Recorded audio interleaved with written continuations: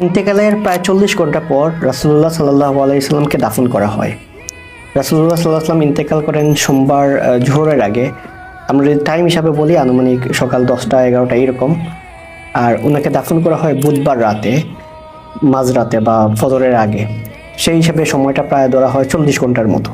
তো এই 40 ঘন্টায় কি হয় এরকম যদি আমরা লিস্ট করি তাহলে 10টা পয়েন্ট বলা যাবে যে এই 40 ঘন্টায় কি হয়েছিল। প্রথমত রাসূলুল্লাহ সাল্লাল্লাহু আলাইহি ওয়াসাল্লাম ইন্তেকালের পর উনি যে আসলে ইন্তেকাল করছেন কিনা এইটা নিয়ে একটা কনফিউশন দেখা দেয়। স্পেশালি অনেক সাহাবী মেনে নিতে পারতেছেন না যে রাসূলুল্লাহ সাল্লাল্লাহু আলাইহি ওয়াসাল্লাম ইন্তেকাল করছেন। ওমর ইবনুল খাত্তাব রাদিয়াল্লাহু আনহু তো বলেই ফেললেন যে যে বলবে রাসূলুল্লাহ সাল্লাল্লাহু আলাইহি ওয়াসাল্লাম ইন্তেকাল করছেন তাকে কতল করা হবে। উনি মসজিদে এই ঘোষণাটা করেন। পরে আবু বকর রাদিয়াল্লাহু আনহু যখন আসেন উনি একটু দূরে ছিলেন, উনি আসার পর উনি কনফার্ম করলেন যে রাসূলুল্লাহ সাল্লাল্লাহু আলাইহি ওয়াসাল্লামকে উনি দেখতে গেলেন, উনি ওনার কপালে চুমু দিলেন, তারপর কনফার্ম করলেন যে রাসূলুল্লাহ সাল্লাল্লাহু আলাইহি ওয়াসাল্লাম ইন্তেকাল করছেন। তার মানে প্রথমত হলো ডেথ কনফার্মেশন একটা। সেকেন্ড হলো কি এটার কিছুক্ষণ পর, কয়েক ঘন্টা পর সাকিফায়ে বনু সাইদা নামক একটা জায়গায় মসজিদ থেকে একটু কাছেই ওইখানে একটা মিটিং হয়।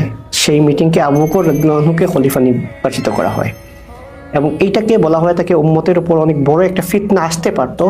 ওই ফিতনাটা রাসূলুল্লাহ সাল্লাল্লাহু আলাইহি ওয়াসাল্লাম ইন্তেকালের কয়েক ঘন্টা পরের এই ফিতনাটা দূর করা হয় আবু বকর রাদিয়াল্লাহু আনহুকে খলিফা নির্বাচনের মধ্য দিয়ে। তারপরে দুইটা ইভেন্ট গেল। 3 নম্বর হলো রাসূলুল্লাহ সাল্লাল্লাহু আলাইহি ওয়াসাল্লামকে গোসল দিতে হবে। তো স্বাভাবিক যে কেউ ইন্তেকালের পর ওনাকে গোসল দেওয়ার সময় ওনার কাপড় খোলা হয়, তারপর গোসল দেওয়া হয়। তো রাসূলুল্লাহ সাল্লাল্লাহু আলাইহি ওয়াসাল্লামকে গোসল দেওয়ার সময় কিভাবে করা হবে এবং ওনার কাপড় খোলা হবে কিনা এইটা নিয়ে সাহাবীদের মধ্যে একটা কনফিউশন দেখা দেয়। তো সময়টা ধরে নেওয়া হয় আনুমানিক সোমবার ওই দিনই বা মঙ্গলবার ওই দিনই রাতের মধ্যে। তখন আল্লাহ সবাইকে একটা ঘুম পাড়িয়ে দেন, সব সাহাবীদেরকে, এবং ওনারা ঘুমের মধ্যে একটা আওয়াজ শুনতে পান। সেই আওয়াজে বলা হয় যে রাসূলুল্লাহ সাল্লাল্লাহু আলাইহি ওয়াসাল্লামের যে কাপড় পরা অবস্থায় আছে সেই কাপড় পরা অবস্থায় যেন ওনাকে গোসল দেওয়া হয়।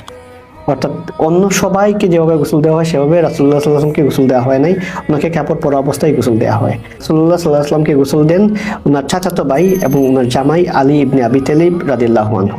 4 নাম্বার রাসূলুল্লাহ সাল্লাল্লাহু আলাইহি ওয়াসাল্লামকে কাফন পরানো।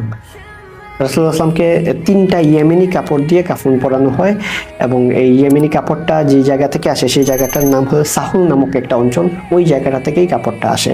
ওইখানের কাপড় দিয়ে রাসূলুল্লাহ সাল্লাল্লাহু আলাইহি ওয়াসাল্লামকে কাফন পরানো। এবার সবচেয়ে ইম্পর্টেন্ট প্রশ্ন জানাজার নামাজ। রাসূলুল্লাহ সাল্লাল্লাহু আলাইহি ওয়াসাল্লামের জানাজা পড়াবেন কে, এইটা নিয়েও দেখা যায় কিছু কনফিউশন দেখা দেয়।